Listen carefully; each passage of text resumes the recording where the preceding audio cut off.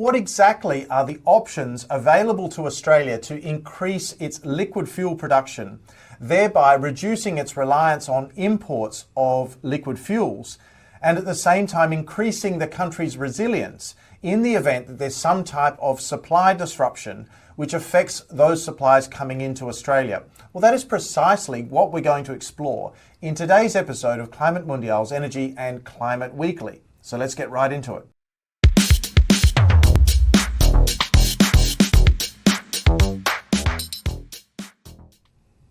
In a recent episode published on this channel, actually on the 7th of October 2025, details were shared about Australia's dependence on imports of liquid fuels, and in particular that concerns both crude oil as well as refined products which are needed for things like aviation, for road transportation and for maritime transport as well, and including defence industries and defence activities such as Navy, Air Force, and also conventional military forces. So in principle, Australia has a very large dependence on the import of liquid fuels for those purposes. The other thing to note is that since the publication of the video on the 7th of October, there's also been further reports in the Australian media, in particular on Sky News, where some of these details have been shared and confirmed, which actually suggests that Australia's ability to survive and continue to operate in the event of a supply disruption coming from abroad would actually be very limited. And I think on this channel, I reported a number which was around 30 to 40 days, depending on the fuel type. There were differences between diesel, kerosene, and other fuels, aviation gas as well. Whereas on the Sky News report, there was talk of it being even less across the different fuel categories, somewhere between 25 and 30 days is my recollection of those stories. So in any case, whether it's 25 days or 40 days, doesn't really matter. The real question is that an acceptable amount of reserves for Australia to carry of liquid fuels, which are fundamental to the everyday functioning of the economy and are also fundamental to any defence-related activities were they ever to be needed for a country like Australia? And is it a wise choice for the country to be so reliant on imports from other countries? And that is especially in a context where the major source of crude oil that is then refined in different countries, particularly within Asia, that then comes to Australia, is actually the Persian Gulf, where we have seen that there's a bottleneck called the Strait of Hormuz, which lies in between the Gulf states and then across the way to Iran. And that particular strait has been the focus of a lot of attention earlier this year because there have been various military activities between countries like Iran with Israel. Also the United States has been participating. So it's not as though there aren't any signs out there that there could be some risks to the flow of oil out of the Persian Gulf through the Straits of Hormuz. So the real question is it an acceptable situation for Australia to have between 25 and 40 days of reserve supplies in a potentially volatile geopolitical environment like the one we have with such a high dependence of supplies coming out of the Persian Gulf? And a quick recap from the previous episode that liquid fuel security essentially consists of two components. One is the availability of crude oil, which is the product which is actually extracted from the earth. And the second component is actually the ability to refine that product and then convert the product into the fuels that we use in day-to-day business across the economy. That's things like kerosene, that's things like gasoline, diesel, aviation gas, and so forth. So one really important point here for Australia is that over the last 20, 25 years, it has significantly scaled back its refining capability and today only has two operating refineries, one in Geelong, which is in the state of Victoria, and the other in Brisbane, which is in the state of Queensland. So, and that has come down from a number that was something more like 20 refineries at the turn of the millennium. And so the other issue for Australia to grapple with is not just its ability to have a secure supply of crude oil, but also to have a refining capability that would be substantially able to cater to the needs of the country for an extended period of time. So following on from the last video on this channel, and also acknowledging the significant media coverage, including the Sky News reports that took place last week, that was on the 17th and 18th of October, that highlight the fact that there is an issue there, and probably most Australians, if asked the question, would probably say something like they would prefer to have more than 25 to 40 days of emergency supplies of liquid fuels, knowing that there were significant potential risks to that supply, which may not be all that likely, but certainly if they did occur, they may disrupt Australia's economy quite substantially. And so the gut feel that I have, at least, is that most Australians would probably say, well, that is a significant risk and we certainly don't want that to happen, so we need to do something about it. So it is within that spirit that today's episode is presented, to actually look at what the alternatives are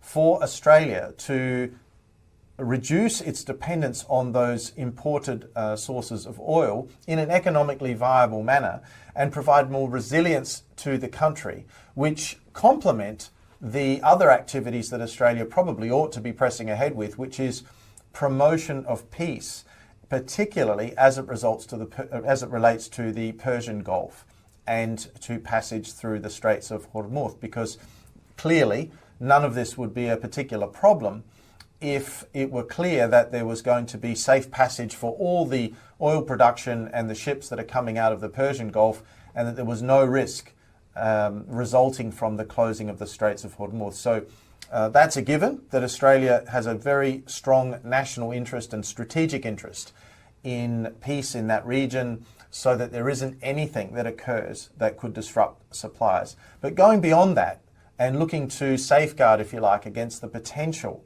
that something may occur at some point in the future, and I think we have to acknowledge that the Persian Gulf and the Straits of Hormuz has been a focus area for some conflict, not just this year, but also in the last few years.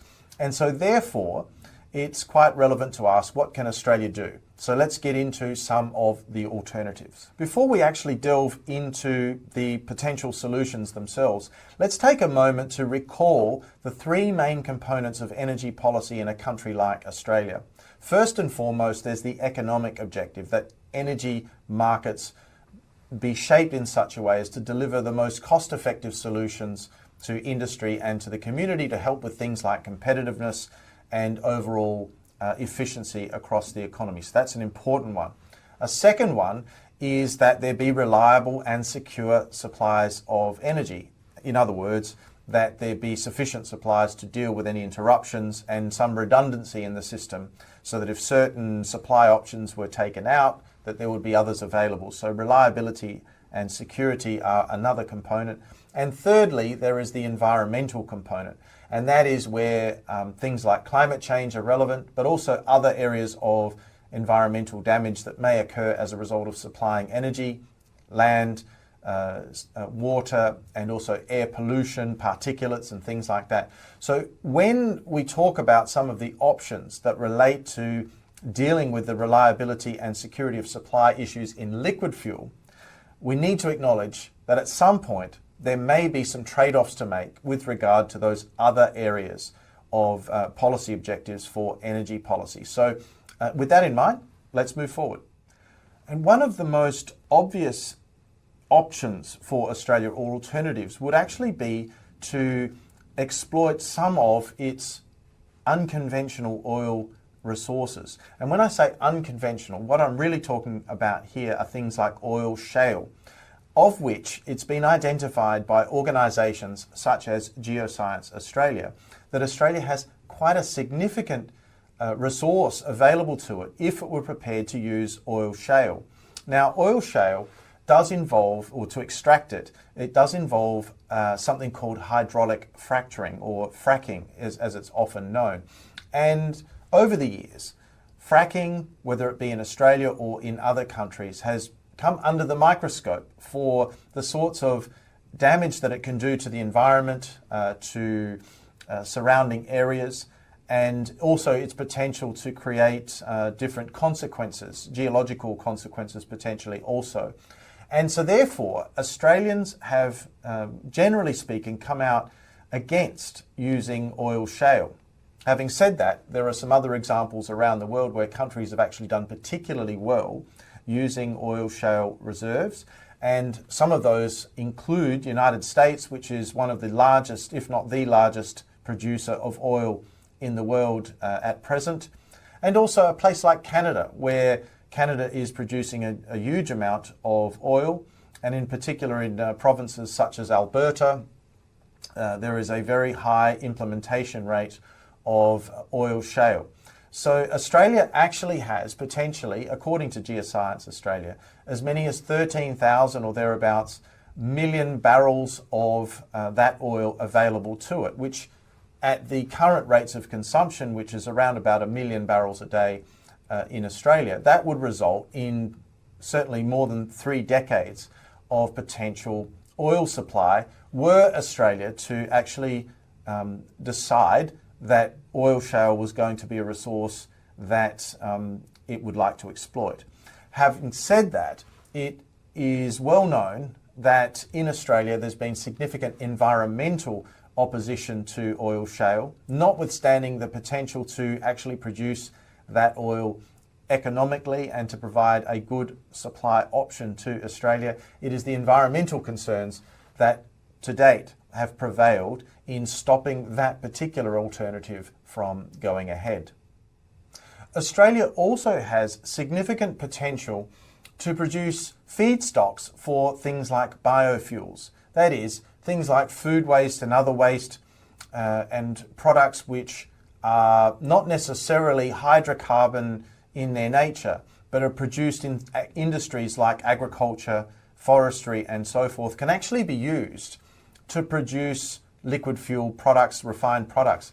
And so these biofuels could potentially be quite important.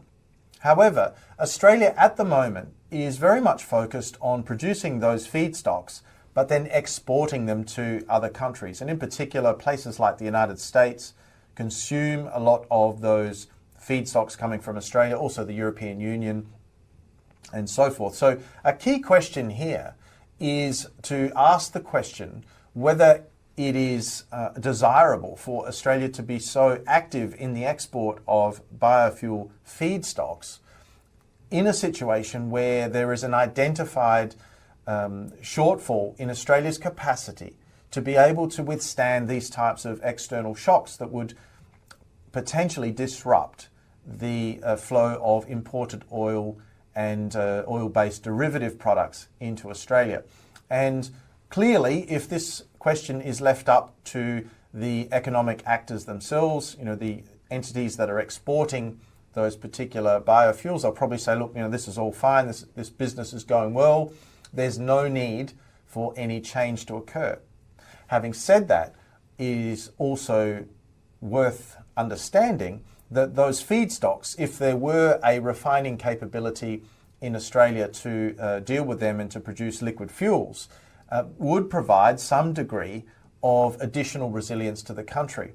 So there is a question to ask oneself at the moment whether it is necessary for any kind of government intervention, which would clearly have some impacts on an existing industry which is prospering and doing quite well as an export-based industry. So that is a question. I say biofuels is definitely an option, but whether it's the right solution or not does depend on a range of factors, and there needs to be a very serious discussion held about the sorts of incentives that need to be put into place to make sure that there is an incentive to create and supply those biofuels in Australia versus not having such incentives, and with economic forces applying, the real price signals for that feedstock is actually coming from other countries and other markets like United States and Europe. So yes, biofuels production are potentially an option.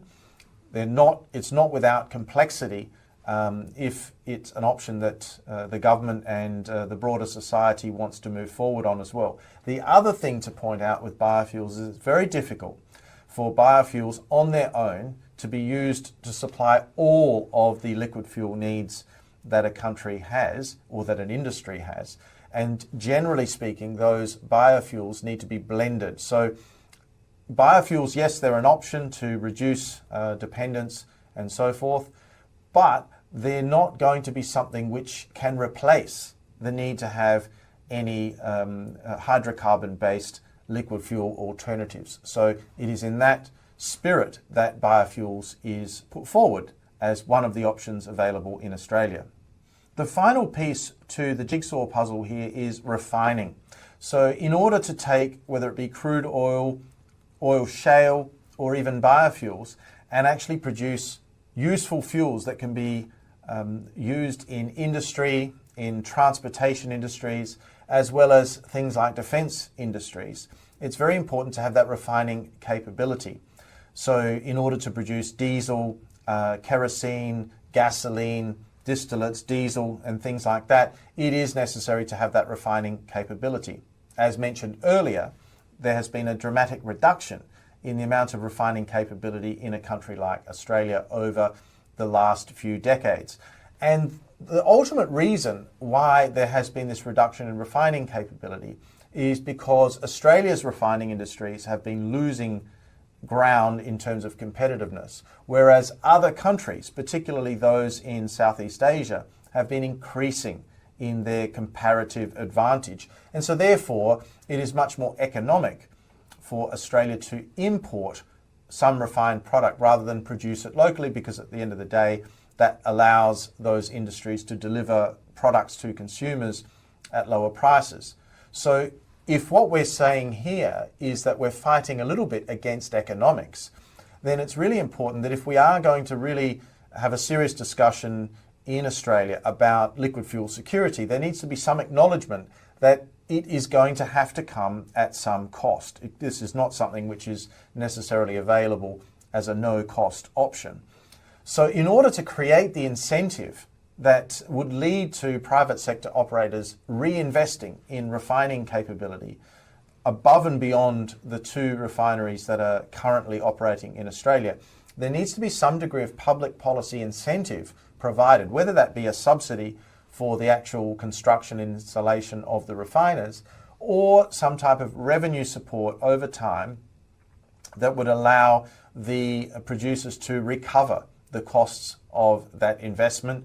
And those things need to be introduced essentially through government processes, but they do involve costs, either direct costs for consumers who might have to pay more because of the revenue support program that's in place, or it might come as an opportunity cost because the subsidies need to be provided using resources that might have otherwise been used for different purposes within the government budget. So sacrificing some outcomes in another area of government operations in order to pay for this type of subsidy, which would be related to energy security. So that's a very complex discussion that needs to take place. And it's worth pointing out that without a refining capability that is sufficient and capable of supplying Australia's needs, then really it doesn't matter what one does with respect to crude oil or oil shale or even biofuels, because without that refining capability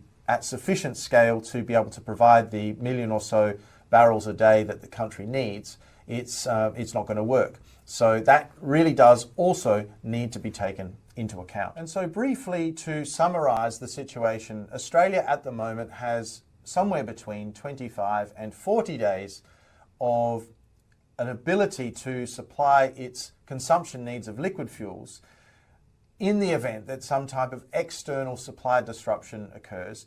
And for a lot of people, that is a very short number. And if something were to occur and those fuel supplies were actually exhausted, there would be big choices for the country to make in terms of what activities could go ahead and use the fuel that is available and which are the ones that would need to be curtailed. And that could involve a certain amount of unease within the community. So on the assumption that Australia really does need to do something more to increase its resilience. Now, clearly, one thing it could do is actually stockpile more fuels.